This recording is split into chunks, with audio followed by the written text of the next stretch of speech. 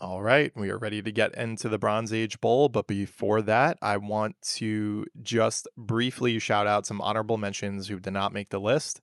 So the Mitanni civilization, the Ebla, Norte Checo, Nuragic civilization, and the Arzawa civilizations all did not make the Bronze Age Bowl. I either didn't know enough about them or felt that through my research they weren't worthy of a top 10 spot. I still wanted to shout them out though. And with that aside, we can get started with the Bronze Age Bowl. Getting us started at number 10 is the Bactria Marginia Archaeological Complex, known as BMAC, also known in much simpler terms as the Oxus Civilization, with a final score of 44 out of 80. This Bronze Age culture was centered around the Amu Darya River in what is now Uzbekistan and Turkmenistan. If you're sitting here wondering what the heck is the Oxus Civilization, don't worry, before I started this project, I didn't know who they were either. The Oxus Civilization wasn't famous for conquering continents. They weren't building a massive empire like some of the other people we'll discuss later on. Instead, their greatest achievement was something much more practical. They built civilization where civilization probably shouldn't have existed in the first place. They developed irrigation systems that supported agriculture in a difficult Central Asian environment. They constructed fortified settlements, produced metalwork and luxury goods, and created thriving communities in a region completely surrounded by desert, steppe region, and competing cultures. While they did benefit from their location between Mesopotamia, Iran, the Indus Valley, and the steppe world, I don't think their story is necessarily all about trade. It's more about adaptation. I gave their architecture and engineering a respectable 7 out of 10, largely because of the aforementioned irrigation systems and fortified settlements. Their secret sauce score also came in at a 7 out of 10, because they mastered the art of turning isolated oases into functioning urban centers. In many ways, they were the frontier builders of the Bronze Age. The problems their survival and adaptation can only take you so far in a competition like this.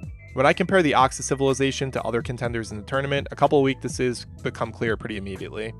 Their military achievements were limited, earning them only a 3 out of 10 in military. They never became a conquering empire, they don't leave behind the same monumental legacy as some of the other civilizations. And compared to civilizations above them, they simply had a smaller impact on the broader course of history, but it's not an insult. Somebody had to come in 10th place. The fact that a civilization most people have never even heard about made this list says something about what they accomplished. The Oxus civilization may not have dominated the Bronze Age, but they proved that with enough ingenuity, people could build thriving cities in one of the most challenging environments of the ancient world. And for me, that's enough to earn them the number 10 spot. Coming in at number 9, we have the Kingdom of Kerma scoring a 49 out of 80.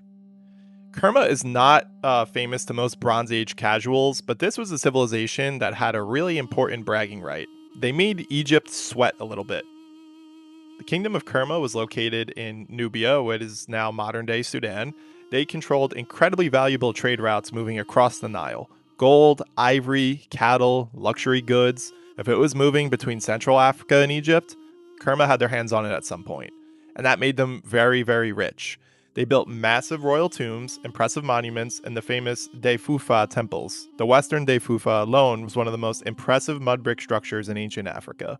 I gave them a 7 out of 10 for architecture. What really earns Kerma a spot in this tournament, though, is not just that they were trading with Egypt. Like I said before, they made them a little bit nervous. During periods when Egypt was weak or divided, Kerma pushed northward and conducted military campaigns deep into Egyptian territory. For a time, they became Egypt's most dangerous southern rival. That's not something many civilizations can claim.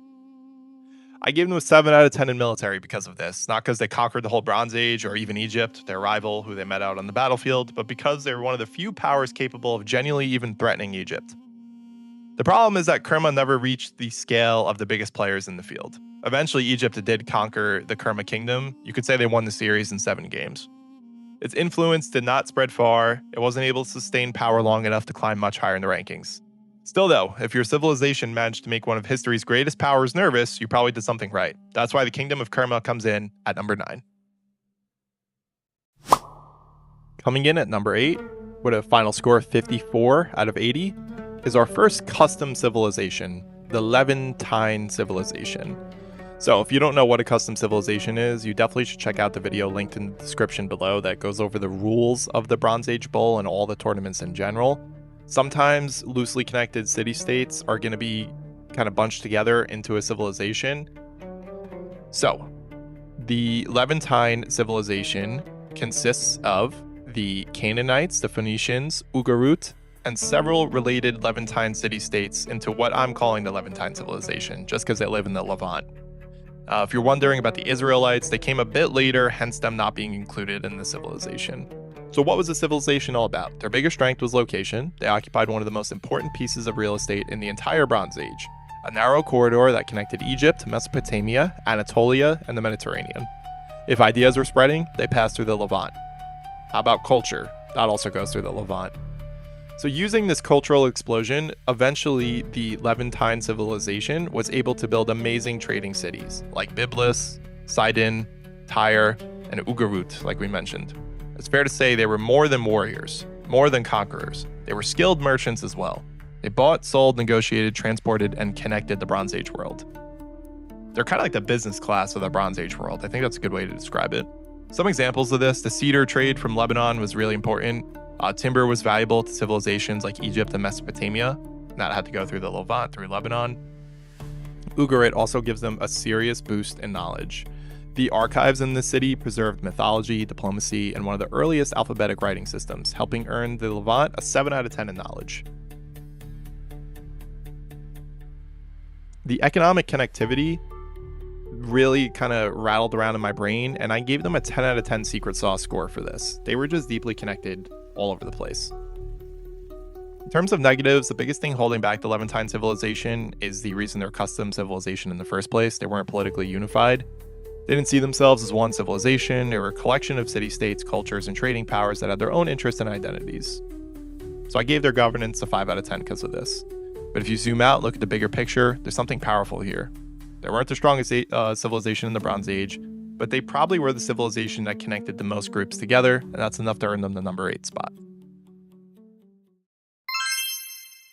Coming in at number 7, we have the Proto-Greek Aegean civilization with a final score of 54 out of 80. So again, this is another custom civilization. It includes the Minoans, the Mycenaeans, and the Cycladic peoples. These guys were the goats of the Bronze Age sea. If our friends over at the Levant were the crossroads of the Bronze Age, the Proto-Greeks were the sailors who charted all across the Bronze Age. Their greatest strength, of course, being maritime trade. Their ships connected Egypt, Anatolia, Cyprus, and the totally real Levantine civilization, as well as the wider Aegean world. They built some of the most impressive architectural sites of the Bronze Age, including Knossos in Crete, the fortress palaces of Mycenae, as well as the Lion Gate, and a network of settlements spread throughout the Aegean. 9 out of 10 architecture, hands down. Unlike some civilizations on this list, we actually can pretty easily trace the Proto-Greeks to the Greek world. The Mycenaeans produced Linear B, their earliest known written form of Greek. We also have the still undeciphered Linear A from the Minoans, one of the Bronze Age's greatest mysteries that I hope if you're listening that you're trying to crack, because I want to know what that says. But this is important. We're not giving them this spot on the list because of what came after with classical Greece. We're just grading Bronze Age civilizations in this video. That's where things get a little tougher and why they couldn't get higher than the 7th spot. The Bronze Age collapse absolutely wrecked these dudes. Palaces were destroyed, trade networks collapsed immediately, political systems fell apart. 4 out of 10 for their endurance. Their centralized governments were very limited, giving them a 5 out of 10 in governance, and much of what they built disappeared during the collapse. Still, the highs are impossible to ignore. The architecture is elite, the cultural influence is enormous. And for a time, they probably had the most powerful maritime trade network in the entire Bronze Age. 10 out of 10 for their secret sauce, the maritime trade network. The Proto-Greeks mastered the sea long before classical Greece was even a thought. Not too shabby, coming in at the number 7 spot. At number 6, the Hittites. If Egypt was the Apollo Creed of the Bronze Age, the Hittites were Rocky Balboa, and they were willing to step in the ring and fight. The Hittites built a powerful empire centered around the city of Hattusha in modern-day Turkey. At their height, they controlled much of Anatolia, influenced Syria, and sat astride some of the most important trade routes of the ancient world. Their greatest strength being military power. The Hittites perfected the use of chariots. They built heavily fortified cities, and developed a sophisticated military system capable of competing with the strongest states of the era. Military score, 10 out of 10. Their most famous moment came at the Battle of Kadesh around 1274 BC. This was one of the largest chariot battles in human history and saw the Hittites face off against Egypt under the leadership of Ramses II. Some historical estimates place the battle at thousands of chariots between both sides, which is absolutely ridiculous to think about in the Bronze Age. For centuries, both sides claimed victory, but modern historians generally consider the battle to be a draw. If they had to choose a winner, the Hittites would probably get the crown, as they maintained influence over that region that was being contested in the battle, once the battle was over. They weren't just warriors though, the Hittites. Along with Egypt, they helped create one of history's earliest international peace treaties, showing that they can negotiate almost as effectively as they could fight. They preserved the earliest substantial written Indo-European language record, making them enormously important to historians and linguists alike. So why only number 6? Because similar to our Proto-Greek friends, once the Bronze Age collapse arrived, the Hittite world completely shattered. Their empire disappeared, their religion faded, their political institutions collapsed. And unlike Egypt or China, there wasn't a strong continuous civilization carrying the legacy forward, so their endurance got a 5 out of 10. Still though, for a few centuries, they stood toe-to-toe with Egypt itself. That's enough to earn the Hittites the number 6 spot. Coming in at number 5 is the Elam civilization. Final score 59 out of 80. Elam surprised me the most out of anybody on this list. I kind of knew who they were before this video, but not much more than their name and where they were geographically. Yet somehow every time I looked into the history of the Bronze Age or the history of the Near East, they kept showing up. Elam was located in what's currently southwestern Iran, centered around the city of Susa, one of the oldest continuously occupied cities in human history. It might actually be the oldest continuously occupied city. Susa later became one of the major capitals of the Persian Empire, which shows how important that city was even after Elam's independent power faded. And while Egypt gets all the documentaries, Babylon gets all the really cool movies, and Mesopotamia gets the history books, especially if you're in like middle school, you learn over and over about Mesopotamia, Elam was quietly hanging around for over 2,500 years. Think about that for a second. 2,500 years. That's why Elam got a 10 out of 10 in longevity. Entire civilizations rose and fell during this time frame. And while they weren't ever really the biggest power in the room, they might have been the most stubborn power in the room. Surely that counts for something in the Bronze Age Bowl. One of Elam's greatest moments came when the Shutruk kings conquered Babylon itself. Not only did they conquer it, they carried off some of Babylon's greatest treasures all the way back to Susa, including the famous Stele of Hammurabi. Imagine, you stole one of the most important artifacts in world history and hauling it back home as a victory trophy. It's kind of based. It reminds me of when Baker Mayfield took the flag and spiked it at the 50-yard line at Ohio State. If you watch college football, you know what I'm talking about. And that's basically what happened. The Elamites spent centuries fighting, trading, negotiating, surviving invasions, recovering from defeat, and remaining relevant while empires around them crumbled and disappeared. Survival and being survival experts earned them an 8 out of 10 knowledge and an 8 out of 10 for their secret sauce. Now, the Elamites weren't perfect. Their architecture wasn't as famous as Egypt's. Their religion didn't leave a major legacy. They didn't really dominate anybody in the Near East, similar to some of the other civilizations we'll cover. That's why they didn't crack the top 4. But longevity matters. Endurance matters. The ability to survive matters in the Bronze Age Bowl. When I was looking at all the Bronze Age civilizations, Elam feels like the ultimate survivor, and that's enough for the top 5 and the number 5 spot. All right, continuing with the list, at the number 4 spot, we have the Indus Valley Civilization with a final score of 63 out of 80. If I had to live in one Bronze Age civilization, this would probably be my choice. They built some of the coolest and most comfortable cities in the Bronze Age. The Indus Valley Civilization was centered around 2 major cities, Mohenjo-Daro and Harappa, located in modern-day Pakistan. Each of these cities had a population of 50,000 people in 2600 BC. This is 3,000 years before the collapse of the Western Roman Empire, and they were boasting populations of 50,000 people. It's insane. And what makes them honestly super fascinating is how organized these cities were despite their size. They didn't randomly grow, they were thoroughly planned out. Every street followed a grid. Every brick was standardized. The weights and measurements for those streets and for those bricks were also standardized. Entire cities were designed according to this common standard system. And then there's the sanitation. Thousands of years before many later civilizations figured it out, the people of the Indus Valley were building drainage systems, sewage networks, wells, and public bathing facilities. Some people even had private indoor bathrooms. Is that not insane? We're talking about the Bronze Age. I wonder if they had TVs in their bathrooms as well, and we just haven't been able to find that. The Great Bath of Mohenjo-Daro is one of the most famous examples of their urban engineering, and their overall city planning, I had to give them a 9 out of 10 in architecture. They also maintained major trade connections that reached Mesopotamia, Central Asia, and the Persian Gulf, making them an important economic player, although they were really far from all of these other groups. Of course, their urban planning was super impressive that they got a 10 out of 10 in secret sauce. Nobody else in the period could urban plan like the Indus Valley civilization.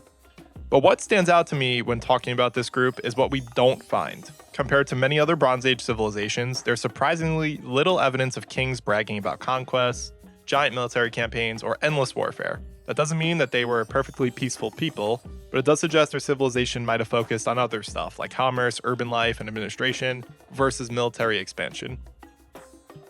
Because of this, they got a 4 out of 10 in military, but a 9 out of 10 in governance. Then we get to the biggest mystery of all, the Indus script. We have thousands of examples of their writing. Over 4,000 examples of Indus signs have been found to be precise. We know that they were writing something. The problem is nobody has ever deciphered it, and I hope you could decipher this similar to Linear A that we talked about previously with the Proto-Greeks, if you're listening.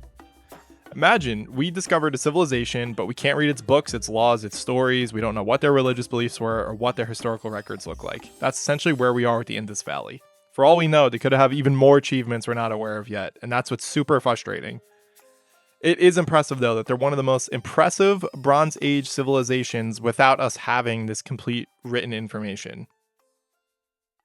Despite this, they were able to crack the top 4.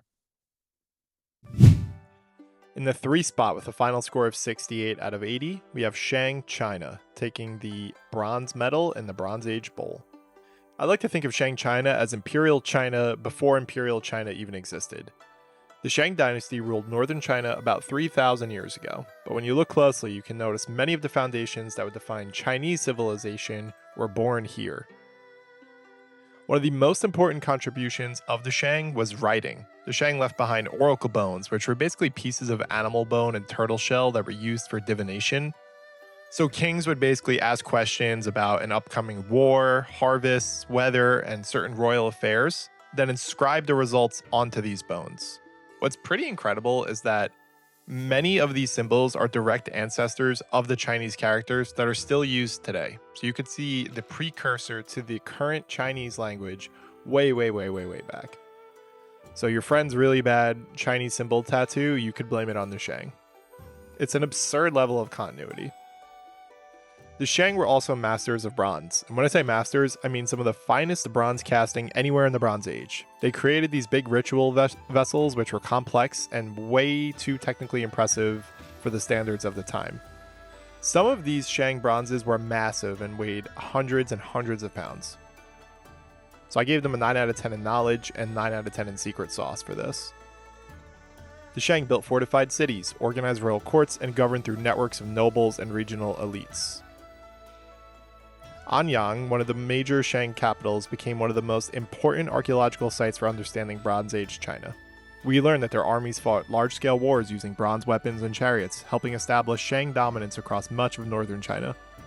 8 out of 10 for the military.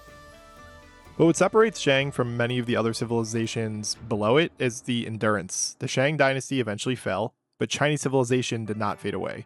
Instead, later dynasties inherited Shang writing, Shang religious traditions, Shang political ideas, and of course, Shang cultural foundations. Endurance and longevity both got a 10 out of 10 for this. Magnificent. And I think it was fair to give them the bronze medal, but I couldn't make them any higher than that.